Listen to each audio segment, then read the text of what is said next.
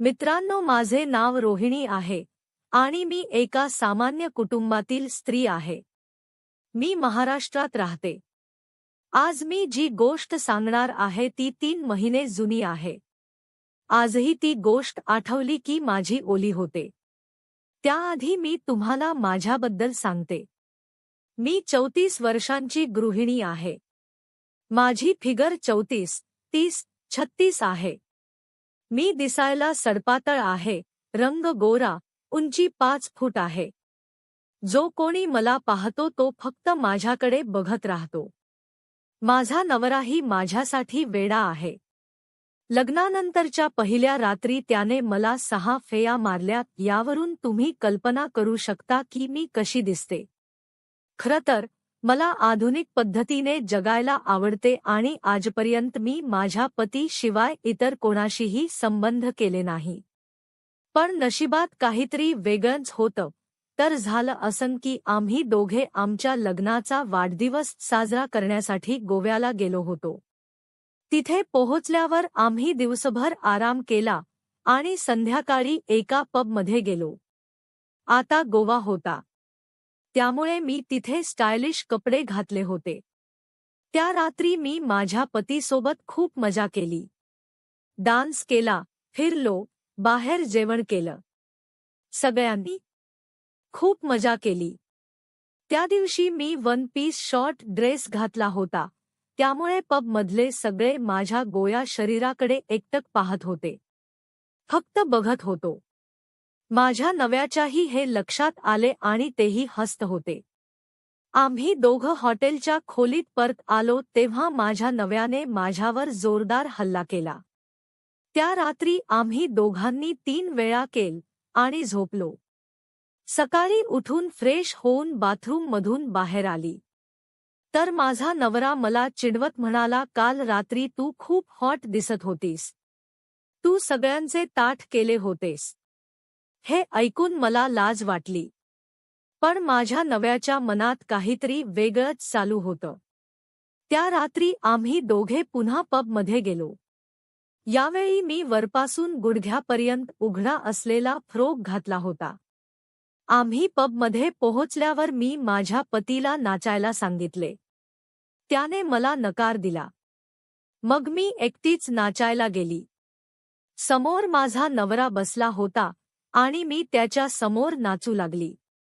तेवढ्यात एक माणूस माझ्या जवळ आला आणि माझ्यासोबत नाचू लागला.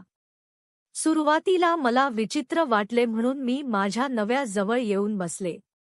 काही वेळाने तो माणूस माझ्याकडे आला आणि माझ्या पतीला म्हणाला, मी तुझ्या सुंदर बायको सोबत नाचू शकतो का? मी माझ्या पतीकडे पाहिले तर तो त्याला हो म्हणाला. मी त्याला नकार देत होते, पण माझ्या पतीने मला तेथून जाण्यास सांगितले. आता मी त्याच्यासोबत नाचायला तयार झाली आणि त्याच्यासोबत नाचू लागली. पण नाचण्यापेक्षा तो मला त्याच्या शरीराच्या जवळ नेत होता. मी माझ्या नव्याकडे बघितलं तेव्हा तो फक्त हसला.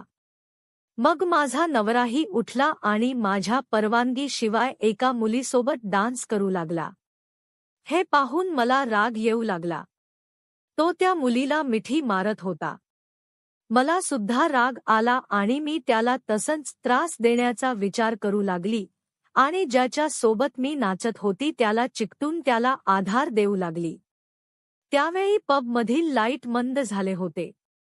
जो माणूस माझा सोबत नाचत होता त्याचे नाव जॅक होते. तो अमेरिकेचा होता आणि माझ्या वयाचा होता.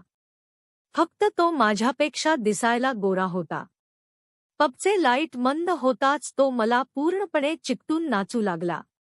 जेव्हा हे सर्व घडले तेव्हा सुरुवातीला मला विचित्र वाटले, पण काही वेळाने मला पती सोडून दुसऱ्या माणसासोबत करायची इच्छा होऊ लागली. मग जॅक मला पबमधील एका कोपऱ्यात घेऊन गेला. पण पुढे काय होणार हे मला माहीत नव्हते. तेव्हा माझ्या लक्षात आले की मी जे करत होतो ते चुकीचे होते. मी माझ्या पतीशिवाय इतर कोणाशीही कसे संबंध करू शकते. पण मला कंट्रोल झाले नाही आणि आम्ही बाथरूममध्ये जाऊन कार्यक्रमाला सुरुवात केली. येवळ्यात माझा नवरा तिथे आला. त्याने मला विचारले, तू बाथरूममध्ये आहेस का? मी त्याला म्हणाली, माझे पोट खराब झाले आहे, मी बाथरूममध्ये आहे. तो मला म्हणाला, ठीक आहे, मी वाट पाहतोय, तू आरामात ये. कार्यक्रम करून मी बाहेर आली. नव्या जवळ गेली. तो काहीच बोलला नाही. तो बाहेर गेला आणि सिगारेट ओढू लागला होता. मग आम्ही हॉटेलवर गेलो आणि दुसऱ्या दिवशी घरी परतलो. घरी आल्यावर तो माझ्याशी बोलला की त्याने मला आणि जॅकला बाथरूममध्ये जाताना पाहिले होते आणि आमच्या कार्यक्रमाबद्दल पण त्याला कळले होते. तो म्हणाला, आता मला तुझा सोबत नाही राहायचं, मला तलाक पाहिजे.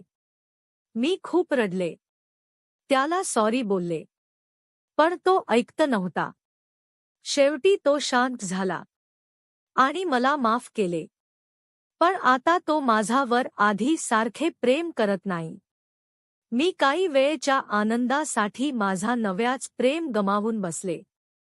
तर मित्रांनो, माझा सारखं काही वेळेच्या सुखासाठी आपल्या नव्या किंवा बायकोचा विश्वास आणि प्रेम गमावू नका.